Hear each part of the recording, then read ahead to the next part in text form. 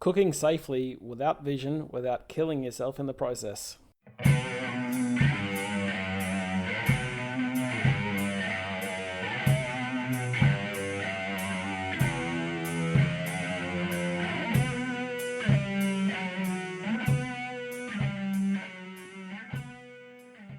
Hello and welcome to the Blindseyepodcast, the podcast discussing everything you did and didn't want to know about being blind. My name is Connor, and this week I thought we would talk about cooking and using the kitchen safely, because I guess that's another question I often get. How do you do things? How do you not burn the place down? How do you know what you're cooking? How do you do it all safely? And basically just what's involved. Is there any kind of special techniques or anything like that? So I thought that would be worthwhile getting into. Usual disclaimer, just thoughts and opinions. I'm not a big cook, so this is what I know and from what I've kind of gathered from other people. So keep that in mind, as always. Okay, so when it comes to cooking, I guess it's not really as much a big deal as you might think when you can't see. I thought it was. So before I was able to start, I was afraid of the kitchen. I'm still not exactly comfortable in a kitchen, but I think that's just more to do with me than the fact that I can't see. But yeah, there's plenty you can do, and a lot of it is just about using different appliances or different everyday utensils in creative ways. You know, often when it comes to disabilities, it's special kinds of software or appliances or specialized equipment you might need. And in some cases that's true, but in other ways it's just a matter of using something that already exists in the mainstream in a creative way that you might not have thought of before. So the first thing I'll tell you is that, in my opinion, the microwave is a blind person's best friend, because there's a lot you can do with the microwave that you might not have thought of. So for example, I was shown how to make pasta in the microwave, and everybody I've spoken to was like, what the hell do you mean? What are you talking about? How can you make pasta in a microwave? But it's pretty simple. So in this kind of example, what I have is, I guess, what I would call like a steamer box. So it's a plastic box with a lid, and the lid has vents in it. You put the pasta in, you fill up the water level to above the pasta, you chuck it in the microwave for 5 minutes or whatever, and you keep checking until the pasta gets soft. Then you drain the boiling water away, put it in a mixer bowl or whatever, add the sauce to it. There you go. Now, I don't know if it's as nice as pasta done on a stove, but it does mean that I don't have to fuck around with naked flames, because I'm really not particularly comfortable with that. I know people who have vision issues who are much more comfortable than me, but I'm not. So in that way, I'm using an everyday item to meet the same end. And you might say, well, how do you use a microwave? So a lot of microwaves nowadays, they either have like really, really flat buttons that you can barely feel, or they have touch screens. And so what I have on my microwave is these little kind of raised plastic dots. We call them bump-ons, and they have an adhesive side. So what I do is I put the dot on the 5 on the keypad, just like you might see a raised dot on an old style telephone pad, or if you're using an FPOS machine. So if I have that on the 5, that lets me know that to the left of the 5 is the 4, to the right of the 5 is the 6, directly on top of the 5 is the 2, directly below the 5 is the 8, and so on. What I also did was I added one of these stickers to the start button and the stop button, and I used a different texture kind of sticker for each of them so I'd remember which one is which. And I did this for quite a while, and that worked well. And then I had a day when I was trying to make popcorn. So on this particular day, I chucked, microwave popcorn in the microwave, and I hit the button for 2 minutes or whatever. And then I always know that the popcorn's ready because the popping starts to slow down. So okay, it's about ready. If I do it anymore, it's going to start getting burnt. But this day I put it in, and as I said, the only number I had a raised bump on was the 5. But what I had kind of forgotten was that just above the 1, 2, and 3 were different kinds of settings for different kind of defrosting for different kinds of foods. And I never use any of that. So this particular day, I thought I had pressed the 2, and I had pressed something slightly above the 2 that I didn't realize and couldn't feel. So after maybe 20 seconds, like, I walked away, and then I started hearing this weird sound, and somehow I still don't know quite how I did it or what I pressed, but what I did was, instead of the microwave starting to warm up the popcorn, it started melting the bag to the turntable, if you like, in the microwave. So it was like kind of boiling, and I don't know exactly what happened, but yeah, the bag didn't pop. It just started melting itself to the turntable in a very bad way. And I realized what was going on, and I quickly filled a dish, like a deep dish full of water, got some tongs, took it out and chucked it straight in the dish, because I didn't know if it was actually on fire or what the story was, obviously, because I couldn't see it. But yeah, that can be what happens. Now, since that day, what I did was I added a couple of extra buttons. So I still have the dots on the 5, but I have one on the 1, and I have one on the 0 at the very bottom as well. So that kind of tells me which line of the numbers I'm on and whether I'm outside of the keypad, if that makes sense. So that's the microwave.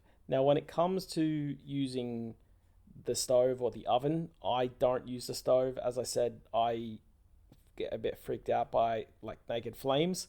So I just use the grill and the oven itself. Now, on the grill and the oven, you obviously have the dials for the different kind of temperatures or the fan settings, and I use those exact same dots. So I have one on the different temperature settings that I usually use. So then all I have to do is turn the dial and make sure the pointy end of the dial lines up exactly with that button, and I know that I'm in the right area. And then basically it just comes down to timing of whatever food it is that you do, and you eventually work out over trial and error how long such and such usually takes on whatever temperature. And again, usually it does work quite well, but I also have had a few incidents, and that has kind of made me have to change things up a little, or you get a bit cavalier about it and think everything's under control, and then you realize it's not. Now, an example of that for me was, I think one day I was a teenager, I think I was like grilling sausages or something like that, and obviously you have to turn them, and that can be problematic because you're never quite sure just how much you've turned them, or have you turned them too much that you're actually turning them back onto the already cooked side. So I had some instances where that happened and things were kind of cooking too much, or they'd start smoking, and I was home alone, and when the fire alarm goes off or things start smoking, you're fairly sure that it's just smoke, but because you can't see, you're never really quite sure, well, is there actually a flame? What does it take for this to get set on fire? So that can kind of freak you out a little bit. I remember on the particular day when I was grilling these sausages, and the grill has usually kind of bumps and divots to try and get the fat to drain away in a certain way. And I would always try and lay it in the divots so it would be less likely to lose control of it when I'm using the tongs to try and, twist it or pick it up or whatever. But this particular day, I think I'd put it back on one of the ridges, if you like, of the grill, and the sausage rolled back to the back of the grill. And I couldn't get to it. I couldn't feel it. But because the grill was hot, it kept cooking it. And the smoke alarm went off, and I had no way of knowing whether, again, like the fat had caught on fire, or if if there was something more going on than just, hey, there's a lot of smoke, I need to open the doors and let it clear out and everything will be okay. So on this particular instance, my neighbor actually heard the fire alarm going and she came over to help me out. But again, you're never quite sure what exactly it is that's going on. The oven is obviously a lot more simple because generally you don't have to be moving things around or flipping them or things like that. So I use kind of deep dishes and deep pans so that things can't fall off accidentally or as I'm pulling it in or out. And that's really not much of an issue. What I have these oven gloves, but they're elbow length and they're flame retardant or something like that. And I actually bought them from a blindness organization specifically to be able to handle hot things or oven stuff or microwave stuff or stove stuff with any kind of care. So instead of just going to your wrists, it goes all the way to the elbows, and then I know what's what. I also do know people who barbecue. Now, I've never done it, but I do know people who do it, and I guess it's just the same concept as the grill, except, it's an open grill. So, as I said, I haven't done it, but I guess there obviously is a way to do it because I know quite a few people who are fully blind who do it, and they do it safely. Now, in terms of actually using or the implements that I might use to get things in and out, as I said, I use the gloves. I also use tongs, obviously, but when I'm trying to flip something, say on the grill, I can't just use the tongs on their own because obviously I can't see exactly where the meat is, or I have problems where I've picked something up and I've maybe caught the edge of whatever I'm trying to grab and then I lose my grip of it. So what I do is with one hand, I might have a fork and then I'll feel around for whatever it is I'm feeling, and then I'll stab the fork into the middle of it to keep it steady with one hand. Then I'll pick it up with the tongs in the other and make sure the tongs have a really good grip, and then I can flip it. And it's a really simple way, again, without having to use anything too fancy or too high-tech stuff, to know exactly what's what, to know that you're in control and that you're being safe. I have actually just gotten my hands on, it's for Christmas, so I haven't actually gotten my hands on it yet, but it's coming. George Foreman grill, because I didn't realize that I'd never seen a George Foreman grill before, so I'd never felt one. I didn't really know what it was. I just thought it was a grill by a famous boxer. And what I didn't realize is that the George Foreman grills cook things on both sides at the same time. And again, that's not built for people with vision issues or anything like that.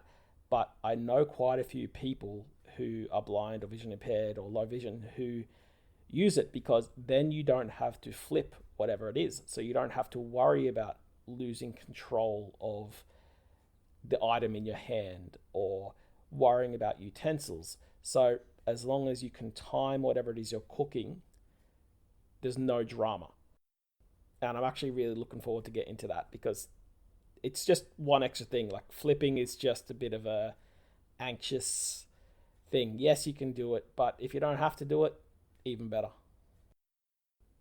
Now, with all that being said, you might ask, well, how did you come up with these ideas? And some of them are my own ideas, some of them I've heard from other people, but at least in Australia and in most other countries, you can use occupational therapists to come and teach you how to use things in your house efficiently or safely in creative ways.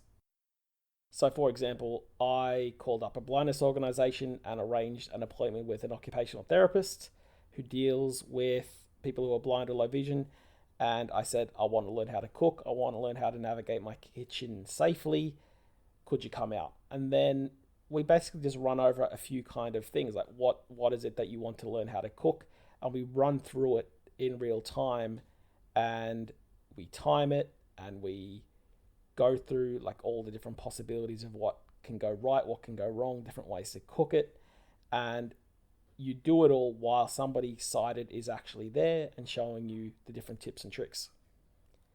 That's where I got the idea to put the pasta in the microwave. And same again, you can do rice in the microwave just like that as well.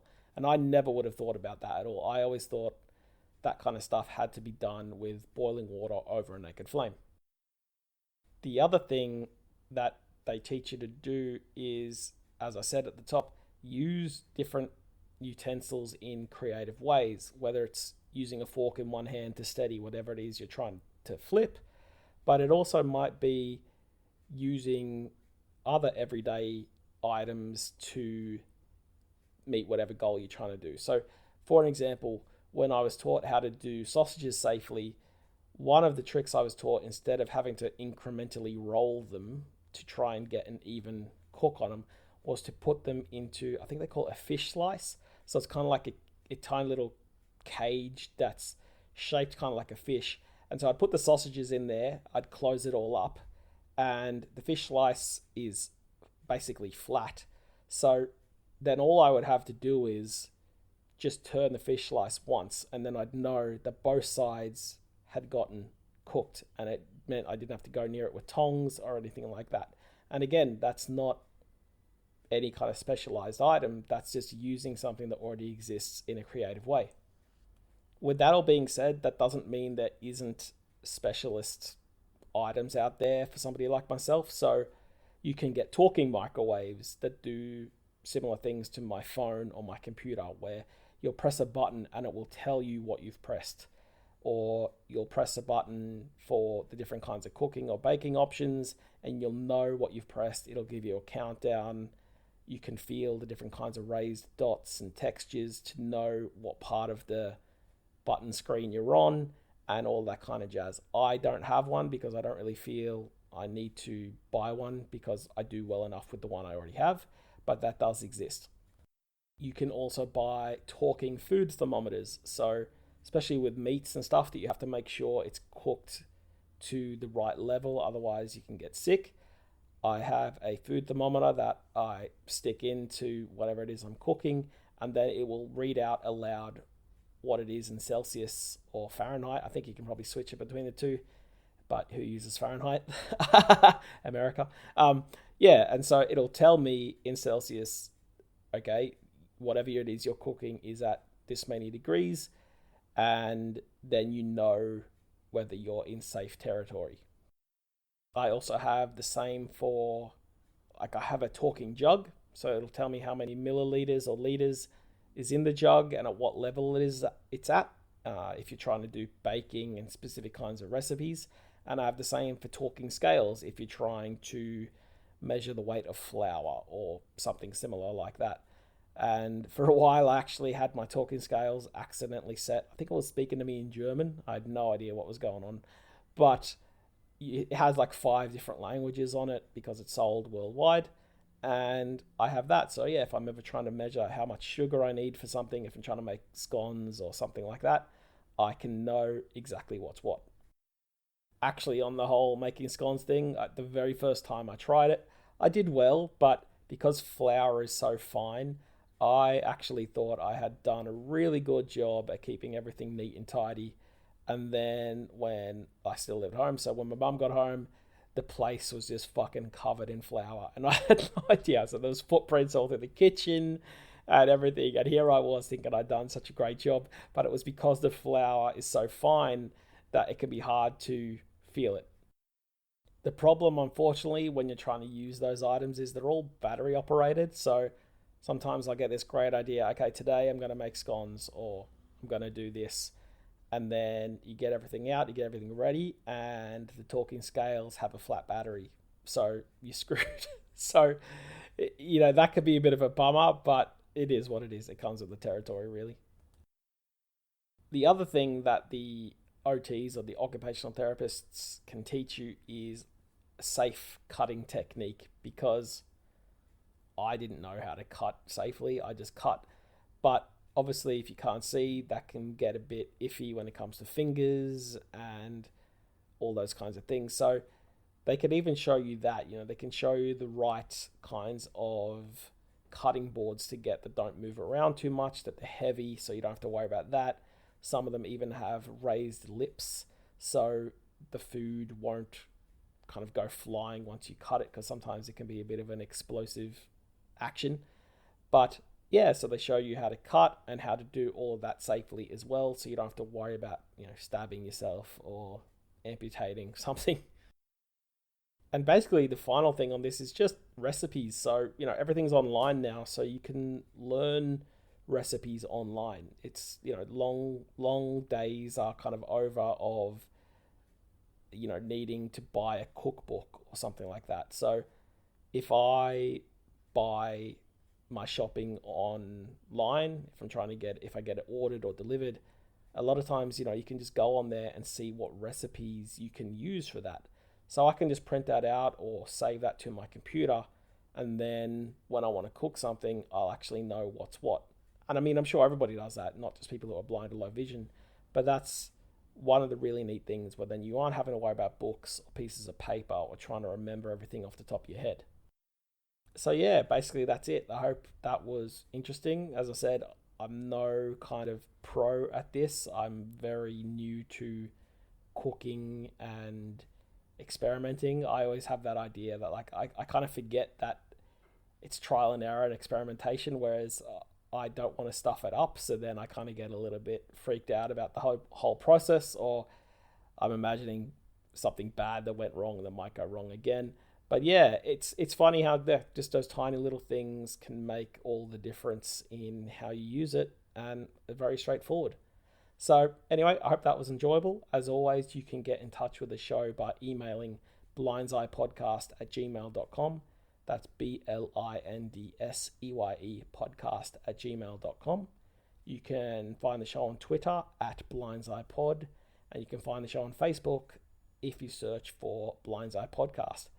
This is also my last podcast for the year, so I will be back in the new year with season 2. So thank you everybody who has listened so far. I really appreciate it. It was just a weird thing thought up by me in the middle of Corona. So yeah, I really do appreciate all the thoughts and the listens and everyone's thoughts and opinions. So have a good Christmas, and I'll speak to you next year. Cheers.